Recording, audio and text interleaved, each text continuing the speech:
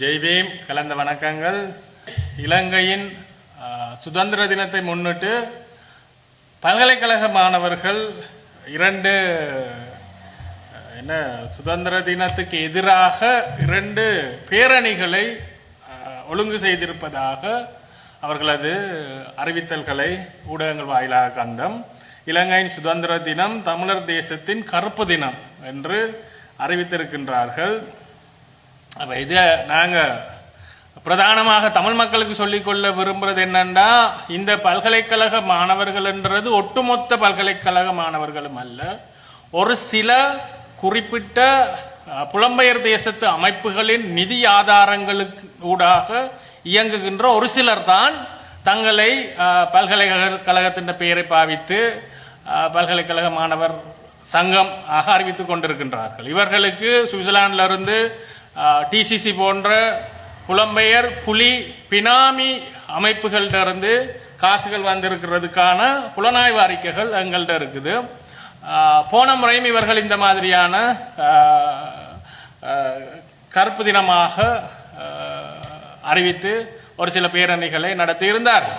இப்ப நாங்க இந்த மாணவர்கள்ட்டையும் இந்த மக்கள்கிட்டையும் இந்த மாணவர்களுக்கு முதல்ல நினைவுறுத்த விரும்புகிற ஒரு விஷயம் இவியல் படிக்கிறது எங்களுடைய வரி பணத்தில், இலங்கை அரசாங்கத்தின் பல்கலைக்கழகத்தில், இலங்கை இந்த நாட்டின் ஒட்டுமொத்த சிங்கள முஸ்லிம் இஸ்லாமிய பேகமலை இன மக்களும் வழங்குகின்ற அவர்களுடைய டாக்ஸ் மணி, அந்த காசுல தான் இவர்களுக்கு இலவச கல்வி கிடைக்குது. இவர்களுக்கு அவ்வளவு ரோஷம் இருந்தா இந்த நாட்டில இருந்து கிடைக்கின்ற எந்த வரப்பிரசாதங்களையும் முதல்ல பெற்றுக்கொள்ளாமல் இருக்க வேண்டும். எங்கேயோ வெளிநாட்டில் இருந்து கொண்டு இந்த நாட்டை குழப்புவதற்கு காசு அனுப்புற ஆக்களின் நிகழ்ச்சி நிரல்ல இயங்க விருப்பம் என்றால் தாராளமாக இயங்கிக் கொள்ளலாம். இந்த நாட்டு குடியுரிமையை எங்களுக்கு தேவையில்லை, நாங்கள் ரோசமான தமிழர்கள் என்று சொல்லி இந்த நாட்டு இலவச கல்வி இவர்கள் எடுக்கக்கூடாது, இலவச கல்வி ஊடாக கிடைக்கின்ற எந்த விதமான வரப்பிரசாதங்களும் எடுக்கக்கூடாது, அரச பாடசாலைகளில் படிக்கக்கூடாது, அரச பல்கலைக்கழகங்களில் படிக்கக்கூடாது. படிச்சு முடிச்சா பிறகு பட்டதாரிகளுக்கு வேலை தாங்க கொண்டு போய் அரச வேலைக்காக ரோட்டா நின்று எங்களுடைய அன்றாட மக்களிட வாழ்க்கையை குழப்புற மாதிரி ஆர்ப்பாட்டங்களில் ஈடுபடவும் கூடாது. ஆகவே இவர்கள் முதல்ல பல்கலைக்கழகத்திலிருந்து விலத்தி இந்த மாதிரியான தேச விரோத செயல்பாடுகளில் ஈடுபடுமாறு நாங்கள் இவைக்கு சொல்றோம். ஒன்று மெட்டது நினைவுறுத்த விரும்புகிறோம். இந்த நாட்டு மக்களிடையும் இந்த நாட்டு காசுலையும் வாழ்ந்து கொண்டு இந்த நாட்டுக்கு எதிராக கருப்பு தினம் கொண்டாடுறது கொஞ்சம் கூட நியாயம் இல்லை, தார்மீக அறம் இல்லை. உங்களுக்கு ஒரு சொட்டு ரோசம் இருந்தா பல்கலைக்கழகத்திலிருந்து வெளியில எங்களுக்கு இந்த அரசாங்கத்தின் பல்கலைக்கழகம் தேவையில்லை எரிஞ்சு போட்டு நீங்க ரோட்ல நின்று போராடுங்க தாராளமா.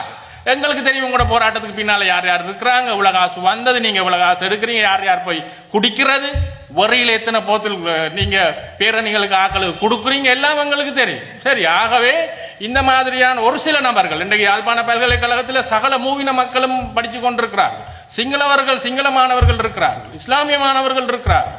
ஆகவே இந்த குழப்பம் விளைவிக்கிற நடவடிக்கைகள் இந்த மாதிரி பல்கலைக்கழக சங்க மாணவ தலைவர்கள் என்று சொல்றார்கள். இந்த பல்கலைக்கழக காலம் முடிஞ்ச பிறகு எந்த விதமான சமூக செயல்பாடுல இவர்களை காண கிடைக்கிறே. இவர்கள் ஒரு பார்ட் டைம் பெய்டு, காசு வேண்டி கொண்டு காசுக்கு ஓலமுற ஒரு கூலி கூட்டமாக ஒரு பார்ட் டைம் ஜொப்பா இதை செஞ்சு கொண்டிருக்கணும்.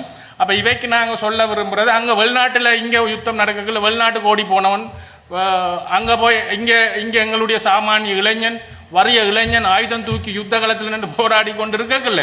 இவங்க எம்பசியிலையும் பாஸ்போர்ட் ஆபீஸ்லையும் ஆமிக்காரங்களுக்கு காசு கொடுத்து லைன்ல நின்றுதான் இவங்க வெளிநாட்டுக்கு போனது.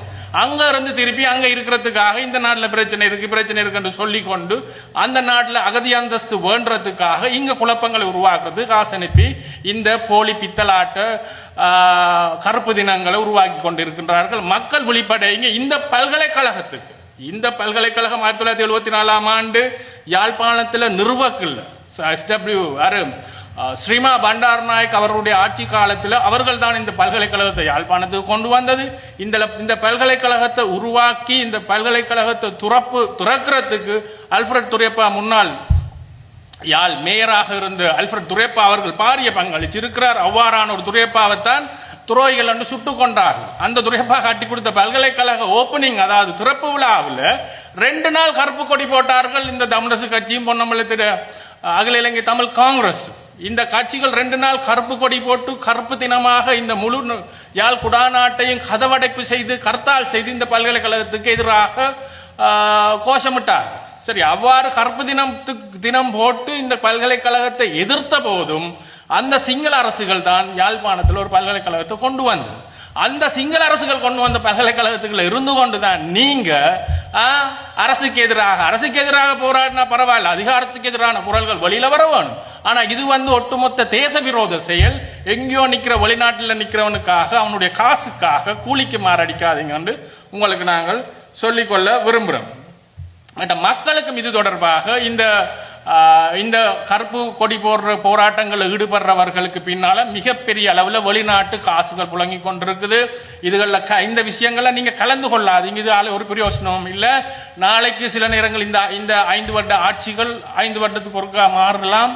மாறிக்கொண்டு போய்க்குள்ள விசாரணைகள் வரைக்குள்ள சாதாரண அப்பாவி மக்கள் நீங்கள் சிறைச்சாலைகளில் அரச விரோத தேச விரோத செயல்பாடுகளுக்கு துணை போவதன் ஊடாக நீங்க ஒரு காலத்தில் கைது செய்யப்படலாம். ஆகவே இவர்கள் அச்சுறுத்தி சில இடங்கள் இவர்கள் அச்சுறுத்தல்கள் மூலம் வெறுட்டி நகர அண்டிய பகுதியில் இருக்கிற கடைகளை மூட வச்சு அந்த மாதிரியான ஹர்த்தால்களும் நாங்கள் கண்டிருக்கிறோம். ஆகவே நாங்கள் வர்த்தக வணிக சமூகத்துக்கு தெரிவித்துக் கொள்ள விரும்புகிறேன். நீங்க ஒரு பயமும் இல்லாமல் அவரவருடைய வர்த்தக நிலையங்களை திறந்து வைத்து நீங்கள் சாதாரணமாக உங்களுடைய வியாபார வணிக நடவடிக்கைகளில் ஈடுபடுங்கள்.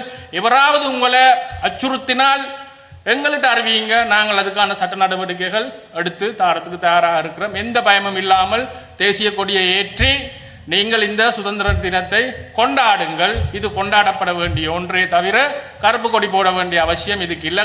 கருப்பு கொடி போடுற ஆக்கள் இந்த நாட்டில் இருக்கிற எந்த விதமான சலுகைகளையும் பாவிக்க கூடாது. இந்த நாட்டு பாஸ்போர்ட் உட்பட, இந்த நாட்டு காசு உட்பட, இந்த நாட்டு குடியுரிமையை கொடுத்து போட்டு அதை எங்களுக்கு தேவையில்லை இந்த நாடு போட்டு வேறு எங்கேயும் போய் நின்று சண்டை பிடிக்கலாம். இந்த மாதிரி தேச விரோத செயல்கள் செய்து கொண்டிருக்கிறார்கள். தமிழ் மக்கள் புரிஞ்சு கொள்ள வேணும், அம்பலப்படுத்தப்படுவார்கள். இவ்வாறான ஹர்த்தாலுக்கு கருப்பு கொடி போடுறதுக்கு இப்ப மக்கள் மத்தியில எந்த விதமான ஆதரவும் அற்று போய் கொண்டிருக்கிறது மிக தெளிவாக தெரியுது. அதே போல உங்களுக்கு கொண்டு காட்ட வேணும், இது நல்லாட்சி அரச காலத்தில் மைத்ரிபால சிறிசேன ரணில் விக்ரமசிங்க அவர்களுடைய ஆட்சி காலத்தில் அவர்களுடைய மேடையில இந்த தேசிய தினத்தை கொண்டாடிய சம்பந்தன் சுமந்திரனாக்கள் லைன்ல நிக்கின.